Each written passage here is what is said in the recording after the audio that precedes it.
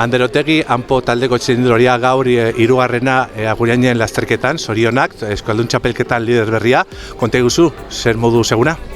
Egia esan oso ondo, ekipok lan ona indo eta oso ondo plantatu karrera. Opakoan pixka sufritu, baina gero dena berriz reagrupa behin da, eta gero taldekiden lan izugarri batekin esprina jokau dugu, da esprinen hirugarren, da guztua. Ikusi dugu jeitxeran Opakoan talde polita juntatu da, eta gero suposatzen da oso nervioso izan dela azken kilometroak. Konta iguzu nola izan dira zure sensazioak?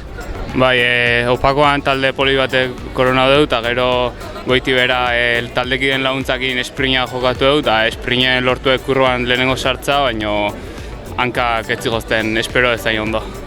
Zorionak, Ander, eskerrik asko. Eskerrik asko. Listo.